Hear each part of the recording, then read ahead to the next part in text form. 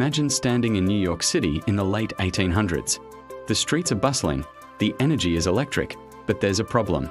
The city is running out of room. Land is becoming incredibly expensive, businesses are booming, and there's nowhere to expand, except up. This is the story of how New York didn't just grow outward, but reached for the sky, inventing the modern skyscraper and reshaping the very idea of what a city could be. Before this era, buildings were heavy. They were supported by thick, load-bearing stone walls. The taller you built, the thicker the walls on the bottom floors had to be, until you were left with tiny, dark rooms. There was a natural limit to how high you could go, usually around 6 or 7 stories. But in the late 19th century, a perfect storm of innovation completely shattered that limit. The first game changer was steel frame construction. Instead of relying on walls to hold the building's weight, architects began using a strong, lightweight skeleton of steel beams. The walls became mere curtains, hanging off the frame. This simple but revolutionary idea meant buildings could soar to heights previously unimaginable. Suddenly, 10 stories, then 20, then 30 became possible. The sky was literally the limit. But building tall was only half the battle. How do you convince people to actually use those upper floors? Who wants to climb 20 flights of stairs every day? This is where the second crucial invention comes in, the safety elevator. Elisha Otis had famously demonstrated his safety brake in 1854, but it was in the late 1800s that electric elevators became reliable and fast enough for commercial use. They transformed the upper floors from inconvenient attics into prime real estate with the best views and the cleanest air. The third piece of the puzzle was electricity. The widespread adoption of electric lighting meant that offices no longer had to rely on natural light or dangerous gas lamps. This allowed for deeper floor plans and made it possible to work around the clock. Telephones were also becoming common, connecting these new, towering offices into a seamless network of commerce. Together, steel, elevators, and electricity were the holy trinity that gave birth to the skyscraper. The first wave of these new tall buildings was a fascinating blend of old and new. Architects were using groundbreaking engineering, but they often dressed these modern marvels in familiar, classical clothes. They decorated the steel frames with Gothic spires, Romanesque arches, and Beaux-Arts ornamentation.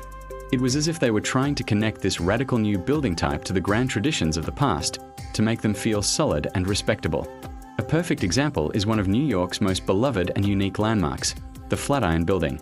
Completed in 1902, its daring triangular shape was dictated by the wedge-shaped plot of land at the intersection of Broadway and Fifth Avenue. While its steel frame was entirely modern, its limestone and terracotta facade featured details reminiscent of a French Renaissance chateau. When it was first built, people were skeptical. Some even worried it would be blown over by the wind. But it quickly became an icon, a symbol of New York's bold, innovative spirit. It proved that a skyscraper could be more than just a tall box. It could be a work of art.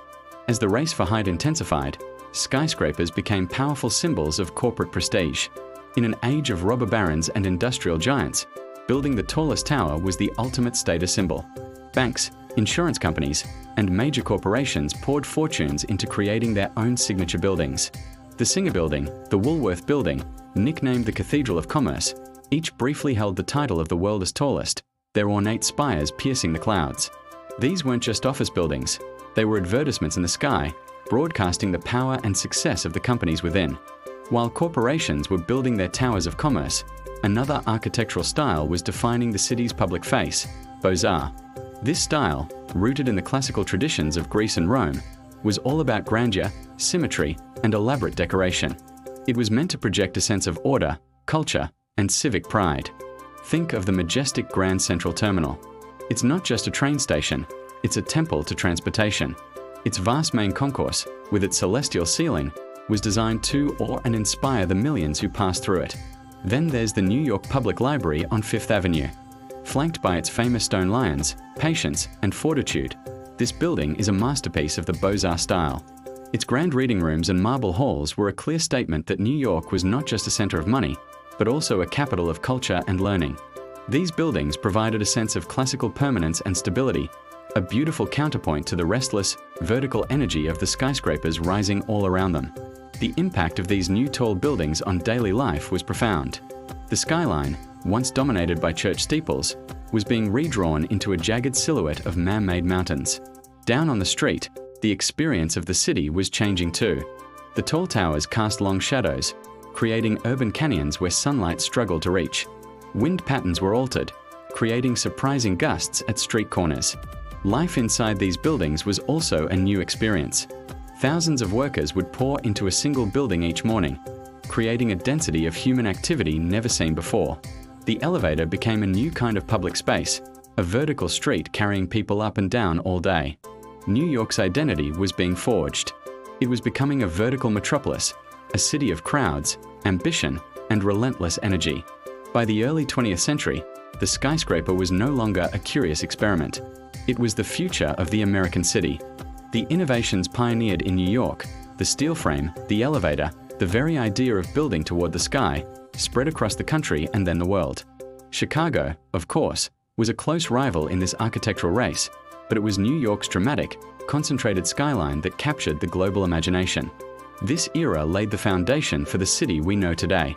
It was a time when technology, ambition, and a little bit of audacity came together to solve a problem, a lack of space, by creating something entirely new.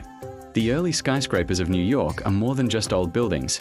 They are monuments to a moment in history when people decided that the only limit to their ambition was the sky itself. Thank you so much for watching. If you enjoyed this journey back in time to the birth of the skyscraper, please hit that like button and subscribe for more stories about the history of our built world. Let me know in the comments which classic New York building is your favorite. See you in the next video.